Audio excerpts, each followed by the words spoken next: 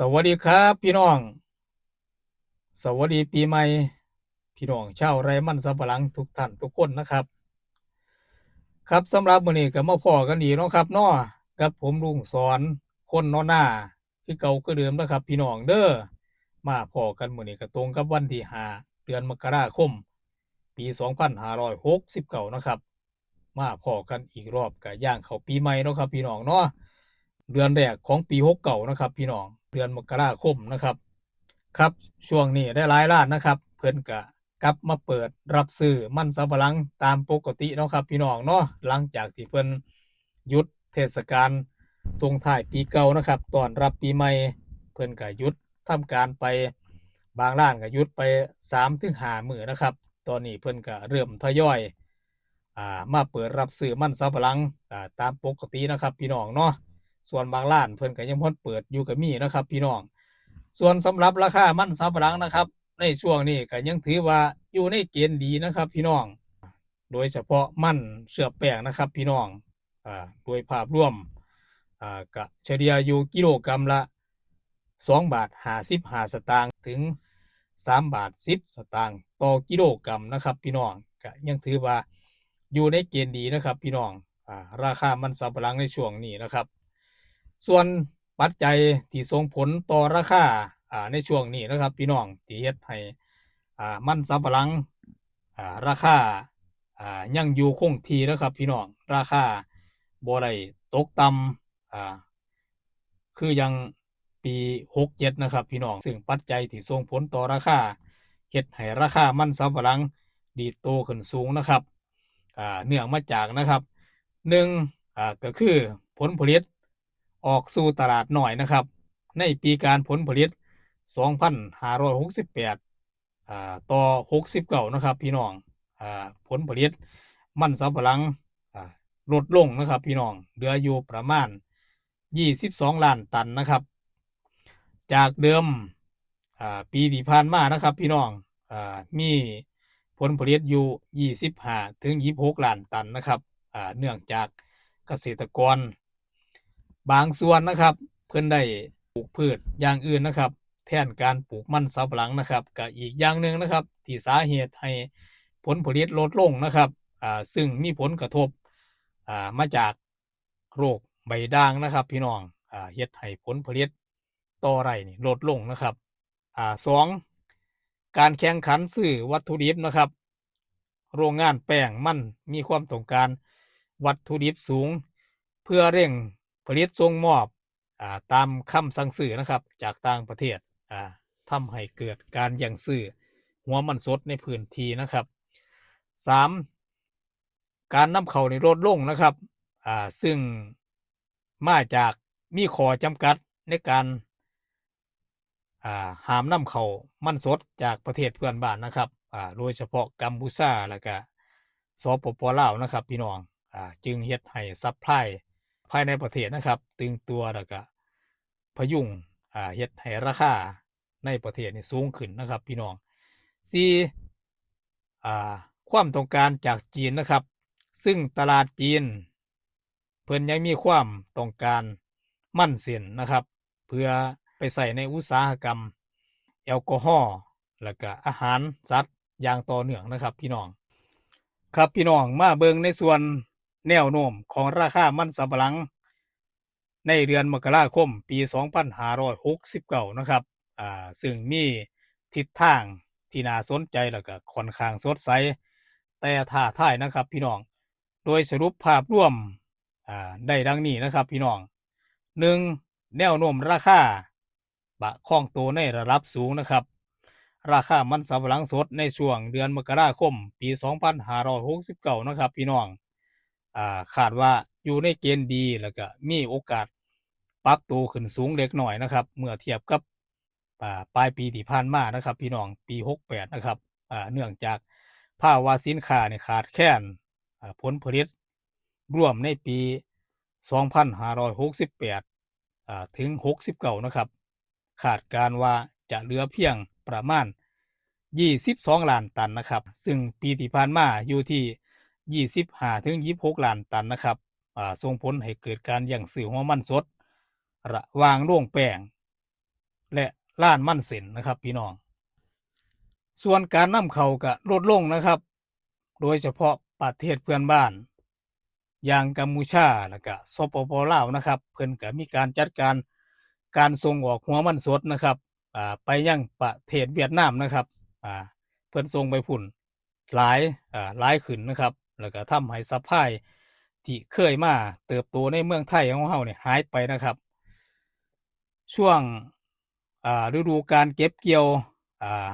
เดือนมกราคมเป็นช่วงที่ผลผลิตจะออกสู่ตลาดหลายแต่ความต้องการใส่ในอุตสาหกรรมแป้งมันนะครับแล้วก็เอทานอลยังมีความต้องการสูงนะครับปัจจัยบวกที่ซอยหนุนราคานะครับความต้องการจากจีน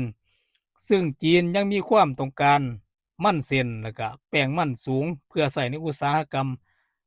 แอลกอฮอล์แล้วก็อาหารสัตว์เพื่อทดแทนข้าวโพดนะครับที่มีราคาสูงนะครับพี่น้อง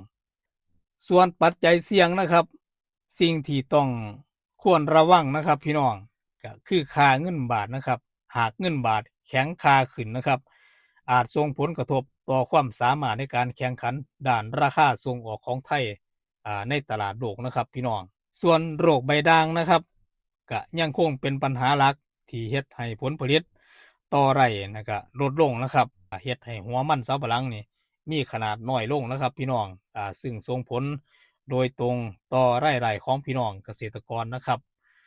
ครับมาเบิ่งแนวโน้มในการส่งออกมันสำปะหลังไทยนะครับในปี2569นะครับพี่น้องก็ยังคงมีทิศทางที่น่าสนใจนะครับโดยมีทั้งการรักษาฐานตลาดเดิมนะครับที่มีความต้องการสูงแล้วก็การรุกตลาดใหม่ๆนะครับตามนโยบายผลักดันของกระทรวงพาณิชย์นะครับแล้วก็ภาคเอกชนนะครับสรุปภาพรวมก็คือกลุ่มที่คาดว่าจะสั่งซื้อจากไทย อ่าดังต่อไปนี้นะครับพี่น้องตลาดหลักนะครับจีนนะครับก็คือจีนยังคงเป็นผู้ซื้อรายใหญ่ที่สุดในสัดส่วน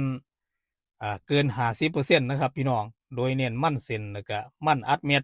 เพื่อไปใส่ในอุตสาหกรรมแอลกอฮอล์แล้วก็พลังงานสะอาดนะครับพี่น้องและอาหารสัตว์นอกจากนี้ยังมีความต้องการแป้งมันสำปะหลัง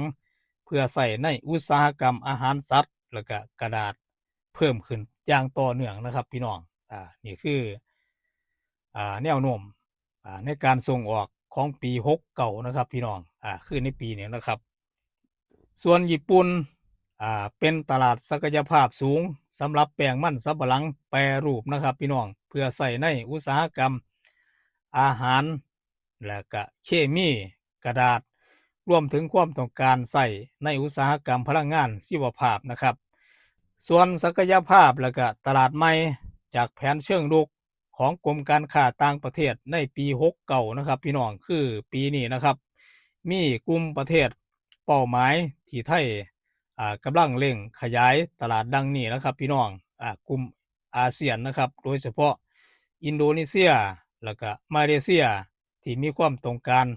แป้งมันสำปะหลังไปใส่ในอุตสาหกรรมอาหารแล้วก็ผลิตภัณฑ์อย่างต่อเนื่องนะครับพี่น้องกลุ่มตะวันออกกลางนะครับเป็นตลาดใหม่ที่ไทยกำลังลุกนักเช่นซาอุดิอาระเบียแล้วก็สหรัฐอาหรับอิมิเรตส์นะครับพี่น้องซึ่งเริ่มให้ความสนใจนำมันสำปะหลังไปใส่ในอุตสาหกรรมอาหารสัตว์นะครับส่วนสหภาพยุโรปนะครับโดยเฉพาะประเทศเนเธอร์แลนด์ที่มีความต้องการมันอัดเม็ดแล้วก็แป้งมันในกลุ่มอุตสาหกรรมที่เป็นเม็ดต่อสิ่งแวดล้อมแล้วก็อาหารสัตว์นะครับครับส่วนอเมริกาเหนือสหรัฐอเมริกาแล้วก็แคนาดานะครับจะเน้นผลิตภัณฑ์และอุตสาหกรรมอาหารเพื่อสุขภาพนะครับซึ่งใส่แป้งมันสำปะหลังเป็นส่วนประกอบสำคัญนะครับมาเบิ่งผลิตภัณฑ์ที่แต่ละประเทศ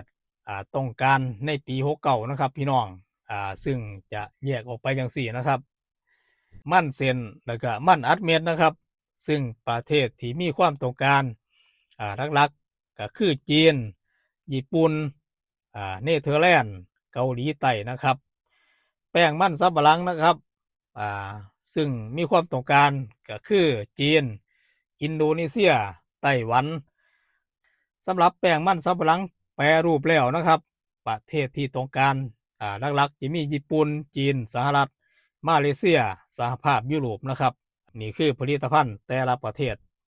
เพื่อนมีความต้องการนะครับในปีนี้นะครับพี่น้องครับต่อมาส่วนปัจจัยที่ต้องจับตาในปี2569นะครับพี่น้องหนึ่งก็คือมาตรการภาษีของสหรัฐนะครับอาจส่งผลกระทบต่อต้นทุนการส่งออกไปยังโซนอเมริกานะครับ2สภาพอากาศนะครับพี่น้องคาดว่าในปี2569นะครับผลผลิตในไทยจะเพิ่มขึ้นนะครับเนื่องจากสภาพอากาศที่เอื้ออำนวยนะครับ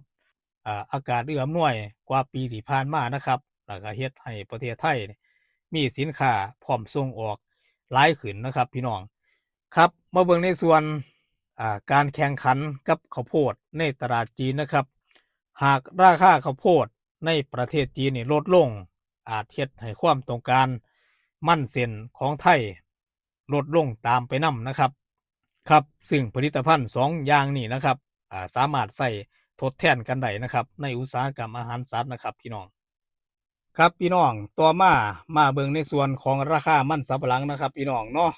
ครับมื้อนี้มาเบิ่งราคาของมื้อนี้นะครับครับมาเบิ่งราคามันร่วมก่อนเนาะพี่น้องเนาะมาเบิ่งราคามันร่วมนะครับจากในเขตจังหวัดอุบลราชธานีนะครับพี่น้องครับมื้อนี้ทางร้านมันพัฒนพรนะครับพี่น้องมื้อนี้เพิ่นรับซื้อมันร่วมอยู่กิโลกรัมละ2 บาท40สตางค์นะครับตันละ2,400 บาทนะครับพี่น้องซึ่งเป็นราคาที่ค่อนข้างอยู่ในเกณฑ์ดีนะครับพี่น้องสำหรับร้านมันพัฒพรนะครับพัฒพรนะครับร้านของเพิ่นก็อยู่อำเภอโพไซนะครับพี่น้องจังหวัดอุบลราชธานีนะครับส่วนทางจังหวัดอุดรนะครับอำเภอวังสามหมอนะครับพี่น้องร้านมันดวงเจริญทรัพย์พืชผลนะครับมื้อนี้เพิ่นรับซื้อหัวมันสดกิโลกรัมละ2 บาท65สตางค์นะครับเป็นราคาที่ค่อนข้างสูงนะครับสำหรับทางจังหวัดอุดรธานีนะครับพี่น้องอำเภอวังสามหมอนะครับร้านมันดวงเจริญทรัพย์พืชผลนะครับพี่น้องครับพี่น้องต่อมาเบิ่งราคามันสำปะหลังเสือแป้งนะครับพี่น้องมาเบิ่งราคาทางจังหวัดสุรินทร์นะครับมื้อนี้ทางโรงแป้งซี่ไว้โกบอนนะครับเพิ่นได้กลับมาเปิดรับซื้อมันสำปะหลังตามปกติแล้วครับพี่น้องมื้อนี้เสื้อแป้ง30%นะครับเพิ่นซื้ออยู่กิโลกรัมละ2 บาท75สตางค์นะครับสำหรับเสื้อแป้ง25%นะครับกิโลกรัมละ2 บาท50สตางค์นะครับไปเบิ่งราคาทางอุดรนะครับพี่น้องโรงแป้งเช่าวดีอีสานนะครับอำเภอกุมภาวะปีจังหวัดอุดรธานีนะครับเสื้อแป้ง30%นะครับมื้อนี้เพิ่นซื้ออยู่กิโลกรัมละ3 บาท5สตางค์นะครับส่วน25%กิโลกรัมละ2 บาท55สตางค์นะครับครับพี่น้องมาเบิ่งราคาทางจังหวัดชัยภูมิกันนะครับมาเบิ่งบริษัทแป้งมันแสงเพชรนะครับราคาของเสื้อแป้ง30%นะครับมื้อนี้เพิ่นซื้ออยู่กิโลกรัมละ3 บาท20สตางค์นะครับส่วน25%นะครับกิโลกรัมละ2 บาท70สตางค์นะครับครับต่อมาก็ไปเบิ่งราคาทางจังหวัดนครราชสีมานะครับพี่น้องโรงแป้งโชคยินยงนะครับอำเภอขามทะเลสอจังหวัดนครราชสีมานะครับเสื้อแป้ง30%มื้อนี้เพิ่นซื้ออยู่กิโลกรัมละ3 บาท5สตางค์นะครับส่วน25%กิโลกรัมละ2 บาท55สตางค์นะครับพี่น้องมื้อนี้ผมก็ได้นำข้อมูลแนวโน้มมาเว้าสู่พี่น้องเขาฟังทิศทางมันสำปะหลังนะครับของปี69นะครับโดยเฉพาะในเดือนมกราคมนะครับพี่น้องคือในเดือนนี้นะครับครับสำหรับวันนี้ก็ขอบคุณพ่อแม่พี่น้องนะครับที่ให้การติดตามรับชมช่องน้อยๆของลุงซ้อนนะครับโดยดีเสมอมานะครับครับพี่น้องมื้อนี้ก็สมควรแก่เวลาเนาะครับพี่น้องเนาะเอาไว้มื้อหน้าพบกันใหม่เนาะครับพี่น้องเนาะสำหรับมื้อนี้ก็สวัสดีครับ